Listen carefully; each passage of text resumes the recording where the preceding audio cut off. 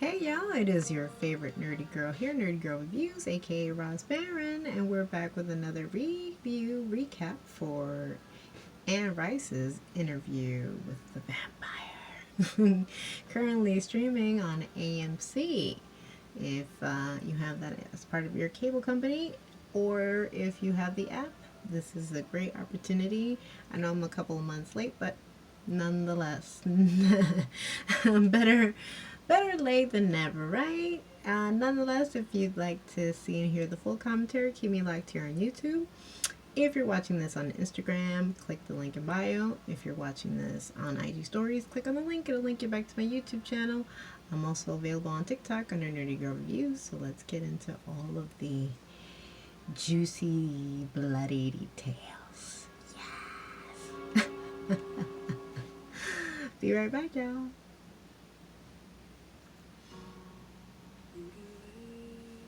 Let's get into this whole Fiona Apple the first bite.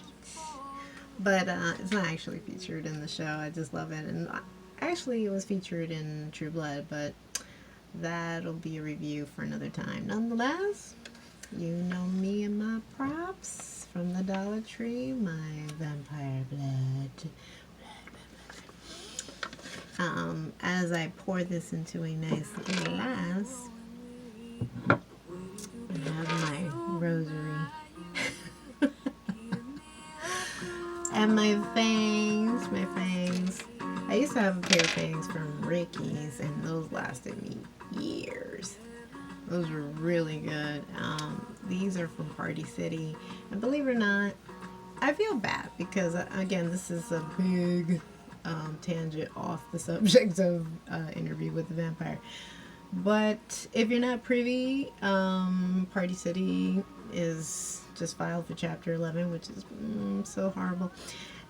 We need stuff like this for Halloween. I mean, I know you can order online, but it's just so different when you're actually in the shop and you get to look around and, you know, you get to decide what kind of costume you want to be that year. I think it's just so, like, I don't know. And as an adult, look how it's pouring out. Blood. It's fake blood, y'all. I'm trying to learn how to do these FX things. Oh, yes, honey. I'm trying to do, like, special effects and props. You know me, being the big nerd that I am. Nonetheless, ooh.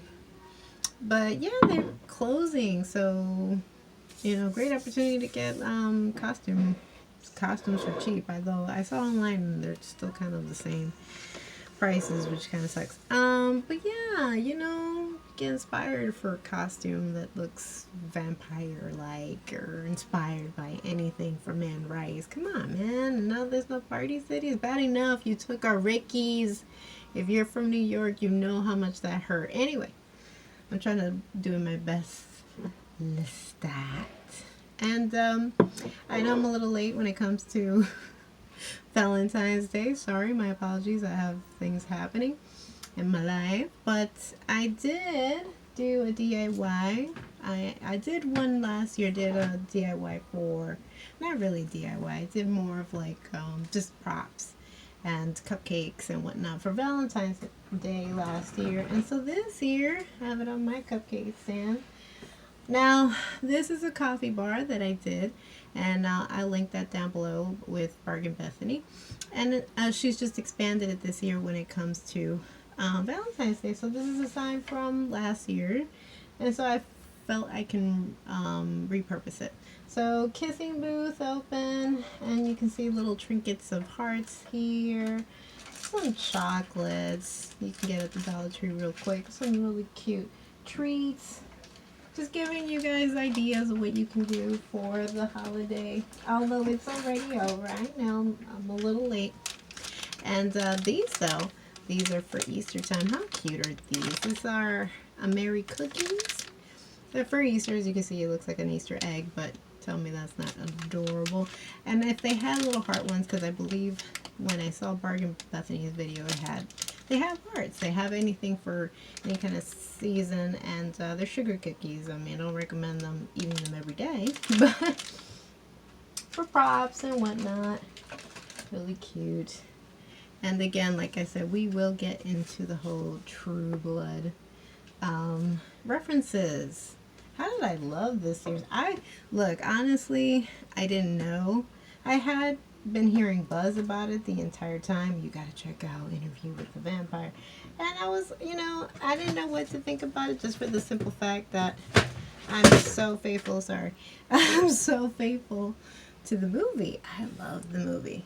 The 1994 movie with Tom Cruise and Brad Pitt and what's her name? Sorry, and Kirsten Dunst. I believe that was one of her first films, if not her first film. So she really cut her teeth. I'm really enjoying these, but I forgot to say that the whole Party City thing, perhaps why also they're kind of going out style and moving out of the brick and mortar. Perhaps they'll stay online because there's like a little bit of silly putty or something involved, and it does not work. I bought them last year, and for expensive, I think I paid way more for the Party City ones than I did for Ricky's, and they're called Sexy Fans.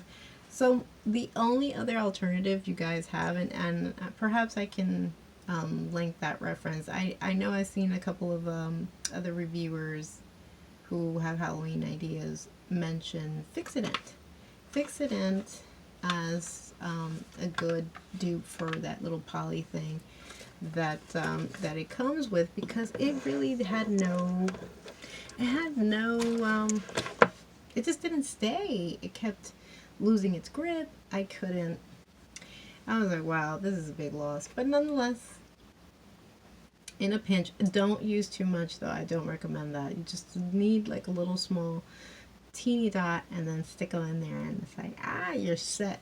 Anyway, so you know me, I give you props, I give you story, I give you background, and nonetheless, a little bit of music, but nonetheless. So from our original cast, which I think it was funny because Anne Rice is so protective of her characters.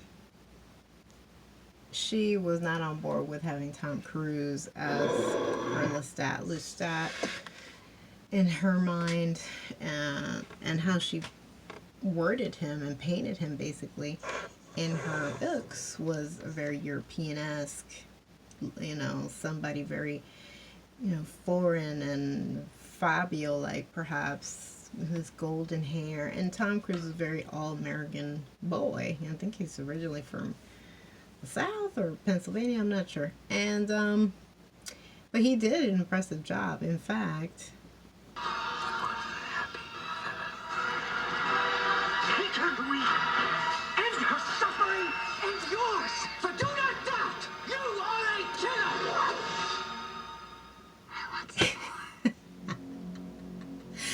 I loved that scene.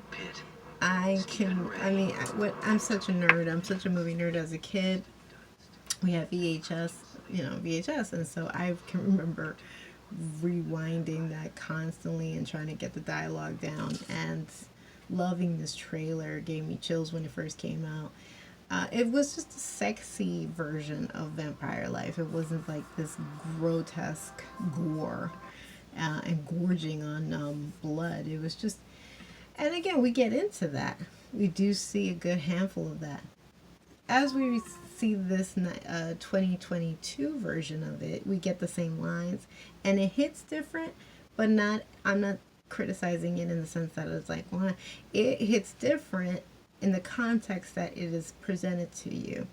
Now, in the 2022 version, and they've changed a number of things, because I believe in the book, Anne Rice's Interview with the Vampire, in the book, it does take place more or less in the 70s and 80s, and for the 1994 version with Christian Slater and Tom Cruise and Brad Pitt, they had to kind of make it more fresh and new.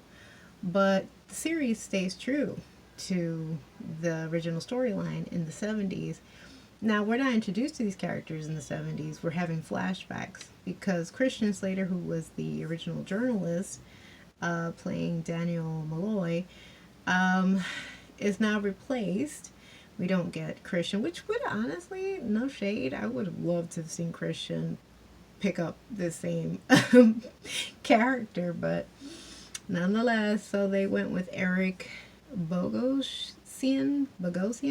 Sorry, you know I'm horrible with names, but he plays an older version of Christian Slater's Daniel, and now he's into his 60s.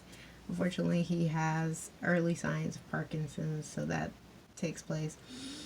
Our Lestat here, which again is the same. He gives me the same vibe as Tom Cruise, but not very loyal to the character, the book character that Anne Rice, I think, had imagined when she was creating him for her stories. So his name is Sam Reed, and I believe he's Australian. He plays Lestat de Liancourt, very European, and but he plays French, even though he's Australian. He has that beautiful Australian accent. He's French. And we have our Louis here, played by Jacob Anderson. Beautiful actor. He's from, I believe, the UK. But the southern accent, honey, comes down to a T. And I love how everybody expresses themselves here. Even our beautiful Claudia. And I'm kind of glad. I'm glad that they went with somebody a little older, just because it gives breath to expand on certain things that you wouldn't normally or couldn't normally do with such a child actor. Very much what Kristen Dunst was at the time. She was very little, so it was kind of hard. And though she did a believable Claudia, believe me, for somebody who was young and new to the movie industry, she did an incredible job being in her little young body and portraying a woman that was already well into her 30s and 40s. And so does this actor, Bailey Bass, who plays Claudia. But she's so believable, and kudos to the costume designers and makeup artists, because I don't know, could just be her very round face. I will say us round face folks can get away with bloody murder in terms of disguising our ages, because she is believable as a young lady, and then as she's transitioning and becoming an older woman, it's very believable. I don't know if it's just the wardrobe or what she's evoking when she's playing this character, but she does a great job. And you can see her evolve from a child, very innocent, new vampire, to a mature vampire who's strategic and can be sometimes vindictive and well thought and precise in what she wants as a predator. We go through, and I just love the whole throwback to Louisiana in the French Quarter area. It's just it's beautifully shot. I believe that they actually were able to shoot certain scenes there. And we're no longer on plantation. And that's the original story in the movie, but we see a well-to-do African-American family that were successful because of sugarcane, and they inherited it from their granddaddies and grandmoms, I'm sure. And so in maintaining that wealth, they kind of